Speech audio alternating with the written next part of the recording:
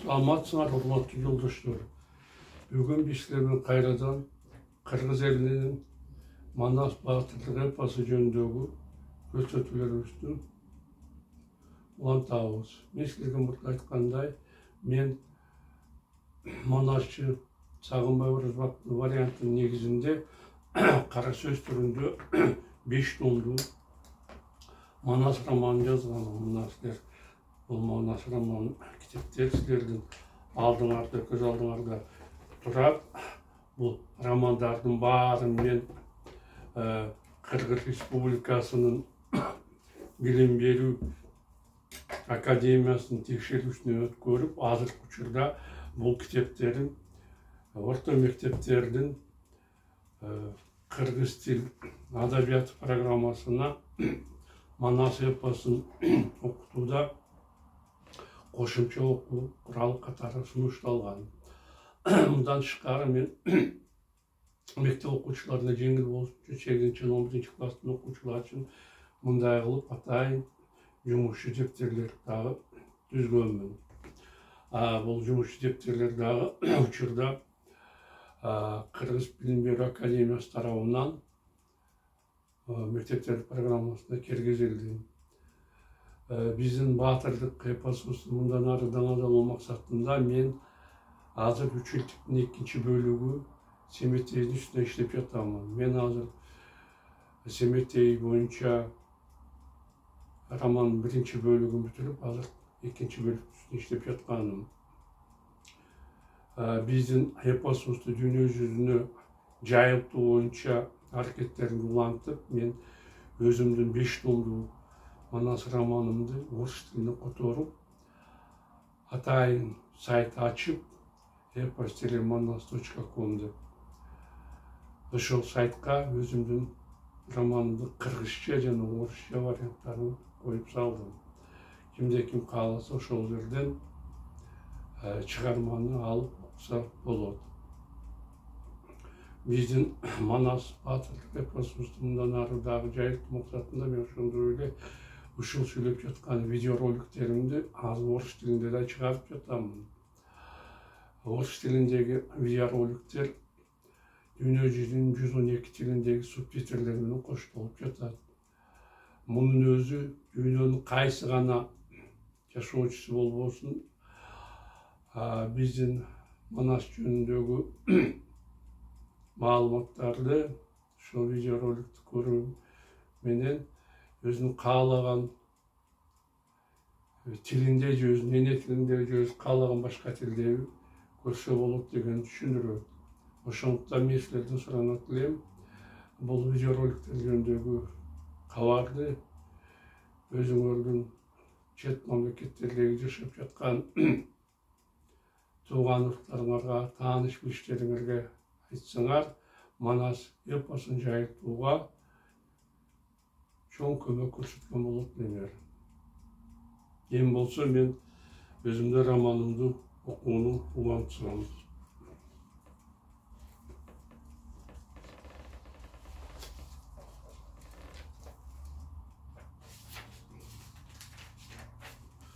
Сооронбек максатын жүзөгө ашырып, баласынын урматына аябай чоң той берип, бүт эли журтун чакырып, тоодой этип, көлдөй чыктартты.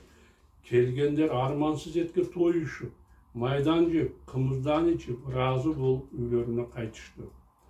Ошондо Сооронбек элдин акылмандарын, билермандарын топтоп алып, алардан баласына ылайыктуу бир ат коюп берүүнү суранды. Эл журт, деди Сооронбек, мен көптөн бери балалуу болбой, ушул боюнча туяксыз өтүп кетемби деп аябай бушайман болуп жүргөн элем.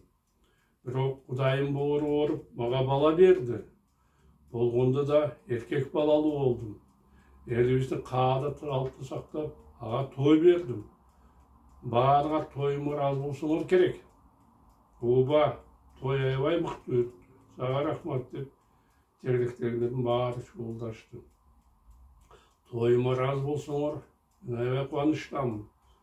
Эми балама жакшы бир ат коюп бергиле деп суранды Сооронбек. Тойга келгендер ак эмес ар кандай сунушту айтып жатышты. Бирок алардын сунуштаган бир да ат Elдің құпылына да, Сооронбүктің құпылына да толған жоқ. 2-3 saat бойы ызы-чуу талаштан кейін елдің бары түпөйлөнүп, балаға қандай жақсы ат қойын таба албай, ыңғайсыз абалда қалышты. Балама жақсы ат қойылбай қалабы деп Сооронбүк пушайман бола баштаганда, тойда отырғандардың арасынан анын жанына қайдан жайдан келгені белгісіз аппақ чапанчан, аппақ дамбалшынчан, ақ тебетейшен, ақ сақалды, ақ жумал, бойы ұзын келген, қолына таяқ қармаған, жашы 70-75 шамасындағы арық чырай Абышқа дуана келді. Балам, деді Абышқа, мен балаңа ат қойып берейін. Мақұл, дару разы болып Сооронбүк. Балаңдың аты Алмамбет болсын. Бұл несі? Таң қалды Сооронбүк. Мен балама қытайша ат қойын деп жатқан едім. Мен өзімді, аялымда 7 ауыстан бері Қытайбыз. Бұл дуаның ұлысы қырғыздардың атын сунуштап жатады. Мен қантып бұға разы болмақ едім. Бірақ біраз ойланғандан кейін қыжырданған Сооронбүк ниетінен қайтты. Жоқ, бұл ат айтылып қалды деп ойланды. Қырғызша болғаны менен бұл ат құлаққа жағымды болады екен. Анын үстіне тегеректердің біреусі да аға қарсы болбой жатады. Бұл болса ушул кезге чейин алар бардық сунушталган аттарды четке кагып жатышкан эле. Демек, бұл ат алардын құқығына толуп тур. Ошондуктан мен дагы разы болоюм. Ордунан турган Сооронбүк тегеректегилерине кайрылды. Менин уулумдун аты Алмамбет болсун. Биз мындай атка макулбуз деп кыйкырышты тегеректегилер. Кудайдан тилеп алган жалгыз баласы Алмамбетти ата-энеси қан сарайында алып бештеп, канат тууга кактырбай, тумушук тууга чоктурбай, аябай бапестеп алышты. Баласы 6 жашка жеткенде Сооронбүк аны 6 баштуу аждардын сыйкыры аттуу окууга үйрөткөн болду. Балам 6 жашка чыкты. Аталык милдетимди аткарып, аны кандардын, төбөлдөрдүн балдарын, дүйнөдөгү бардык кесиптерге 6 жыл окуган эң мыкты окуу жайына берейин. Угушумча аны бүткөндөрдүн эч кимиси кем болбоптур. Көпчүлүктүн катарында баламды ошол жерге окутайын деп чечти Сооронбүк. Эртеси күнү ата баласын Бейжиңдеги окууга берди. Анда Алмамбет 6 жыл окуп, Кытайдын эң мыкты окумуштууларынан, сыйкырчыларынан, аскер колбашчыларынан ар түркүн өнөр үйрөнүп, жакшы адиш болуп чыкты. Окууну бүткөндө атасы аны кайрадан үйүнө алып келди. Балам, деди кан, сен 12 жашка чыгып, мамлекеттик иштерди өткөн эң мыкты окууну бүттүң. Ооба ата, окуу мезгилинде мугалимдердин бардык нерсени мага үйрөтүштү, жооп берди Алмамбет. Бул эң жакшы экен, деп кубанды Сооронбүк. Андай болсо, сага кандыгымды берейин. Мен карып калдым. Эли журтты эми өзүң сурагын. Жок атаке, деп башын чайкады Алмамбет. Мен окууну бүткөн менен али жашмын, көп нерсени билбеймин. Сен болсо ондогон жылдар эл журтты башкарган адамсың. Ошондуктан кандыгын кыла бер.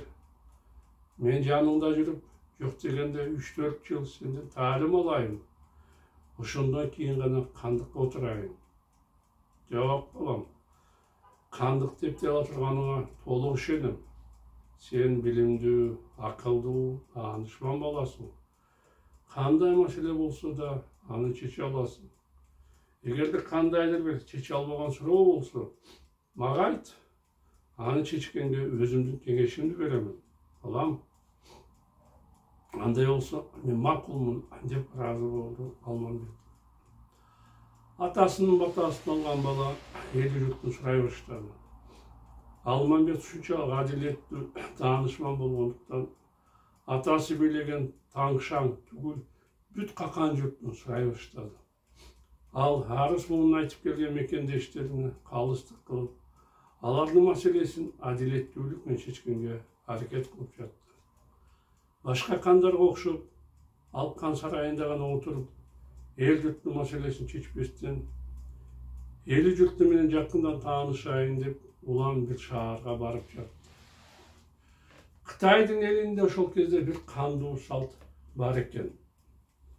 Ал боюнча шаарга кан келсе, жергиликтүү калк сөзсүз түрдө бир кишини курмандыкка чалат. Көбүнчө мындай талдарга туткундар дуушар болушат. Бирок алар болбой калса, анда жергиликтүү калк өзүнүн ичинен бирөөнү тандап алып, кандын алдын алып барып, ошол жерде аны мууздашат экен.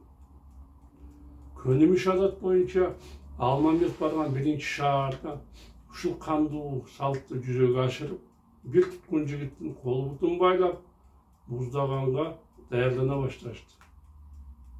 Мындайдын мурда көрбөгөн Алмамбет аябай таң калды. Силер эмне кылып жатасыңар?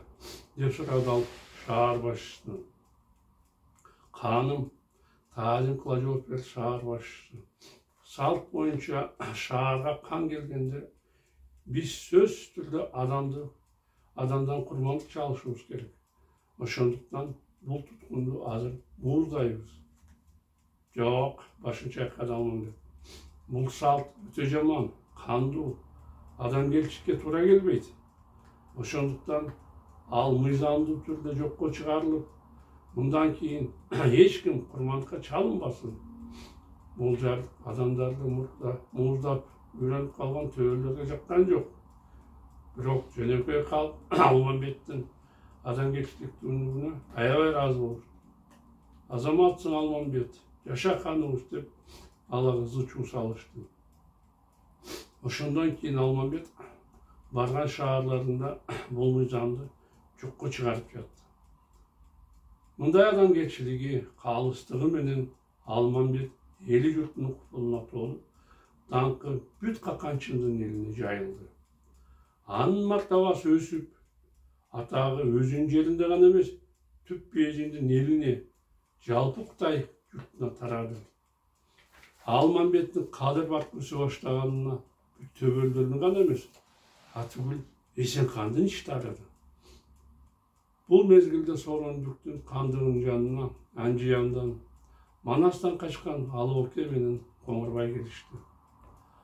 Алмамбетке курдаш болгон Коңурбай атасынын ордуна чет Бейжиң менен түп Бейжиңдин ортосундагы жерлерди ээлеп, эли журтту сурап жатты.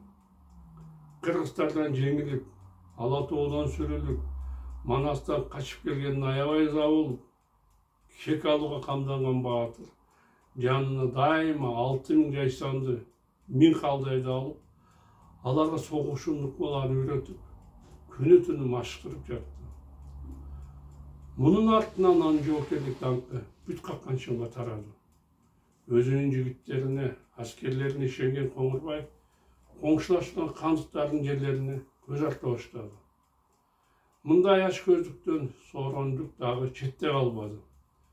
Коңурбай анын Кан жайлак деген жайлоосун болбогон шылтоо менен тартып алып, ага өзүнүн элин жайгаштырып койду. Буга Сооронбүк аябай нааразы болуп, күндөрдүн биринде Алмамбетке келди. Балам, деди ал, жаныбызда Коңурбай калча аябай көп кетиптиң. Эмнеге? Ал уруксатсыз мага караштуу Кан жайлакты тартып алып, элимди кууп жибериптир. Чыныгы уулум болсоң, ага барып, жайлоомду кайтар. Эгерде ал оңдетпесе, кайтарып ала албасаң, кан болбосун, ошонун колуна өлүп бергин. Атасынын сөздөрүн уккан Алмамбеттин Коңурбайга жини келди. Бул кандай акмак? Ага тийишпесек, өзүбүздүн жерибизде жашап жатсак, эмне үчүн бизге чоңдук кылат? Эмне үчүн жерлерибизди тартып алды? Коңурбай ошондой кыйын болсо, Анжиянды ээлеп турбайт беле? Мыкты болсо, эмне себептен кыргыздарга жеңилип, каканчынга качып келди? Мындай кыйын сынган көпкөн демен сазайын берип, атамдын жайлоосун кайра кайтарып алайын деп ойлонгон Алмамбет кылжайдан атын минип Коңурбайга жөнөдү. Эртең менен жолго чыккан баатыр jokerleri menen beltemdүү жерге кечке жууп жетти. Мына урматтуу жолдоштор, биздин убактыбыз соңуна жетти. Мен силер менен коштошомун. Кайрадан жолугушканча саламатта калгыла.